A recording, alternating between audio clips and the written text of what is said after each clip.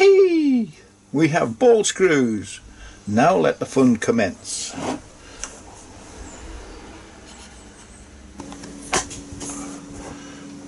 And here we have first motion, as they say. Doesn't sound too bad.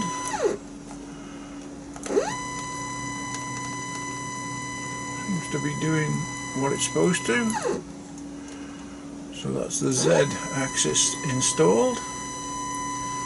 So all we can say now is good old CNC Fusion and good old post office. So for a minute I'll see if I can get the X and the Y on now. Cheers. Here we go. Taking its first cut under manual control, but running through Mach 3. If I get this right, it'll go.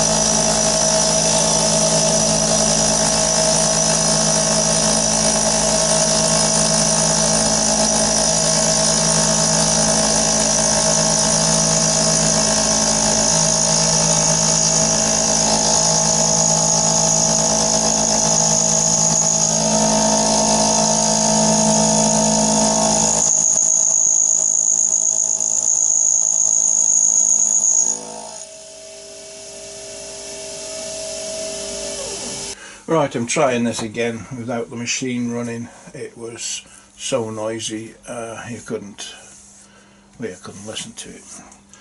Right, after the initial euphoria of getting my ball screws, it became evident after fitting the Z-axis and getting it moving. I went on to the Y-axis and I just thought the screw seems a little short, but maybe it's the way I fitted it. And then I went on to do the X-axis, and there I found my ball screw is about 100mm short. The reason being, on CNC Fusion's website they have two kits. One is marked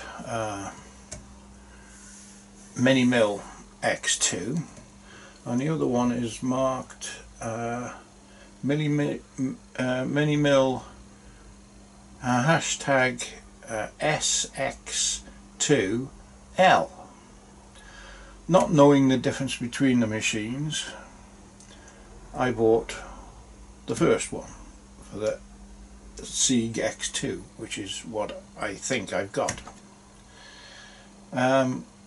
Prior to me making my order, I did email CNC Fusion with a link to this machine, which was bought from Chester Machines,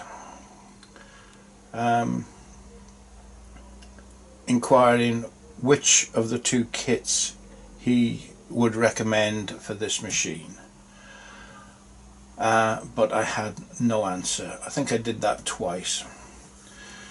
So looking at his website, there are no measurements on the website, just those two references to the machines.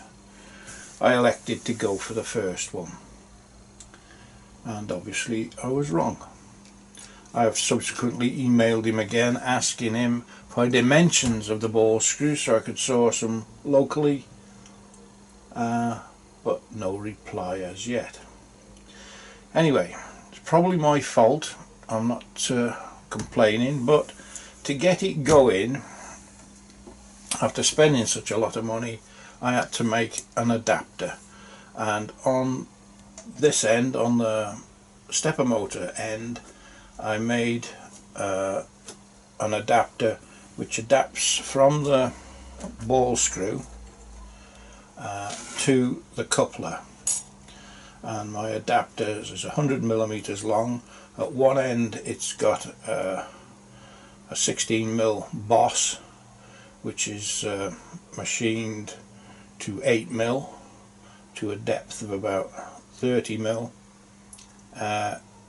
which allows it to go on the end of the ball screw with a little set screw in it.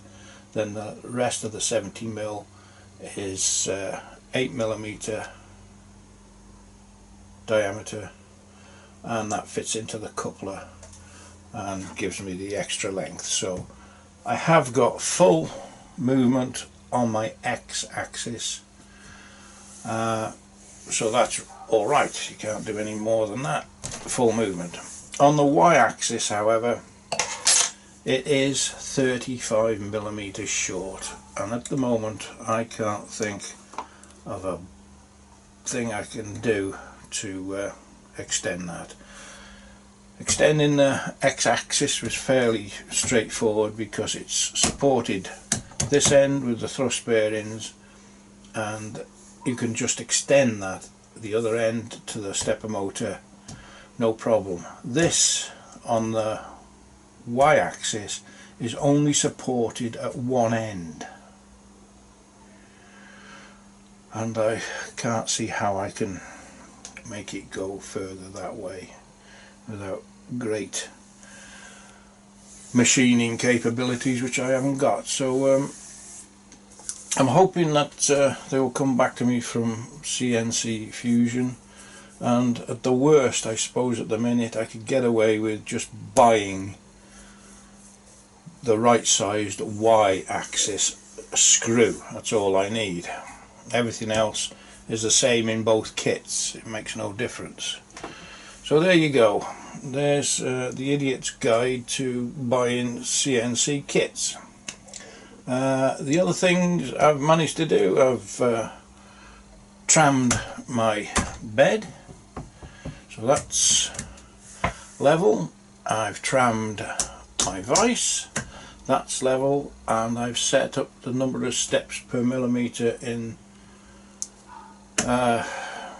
Mark 3, so when I ask it to move 2mm and measuring it with a dial micrometer, it moves 2.01, first graduation after the 2mm, or it can move 1.98, which is close enough for me, and I've done that on the x-axis, the y-axis and the z-axis. So hopefully when we've written a few programs, got some G-code for it to run, we can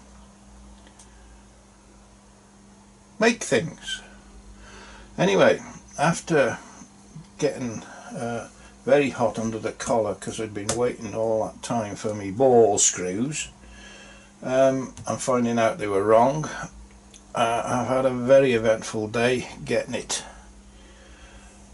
put together and working, and now I'm going in the house to have a very, very, very large whiskey and ginger ale. I think I deserve it after this. Anyway, thanks for watching, and I'll speak to you soon.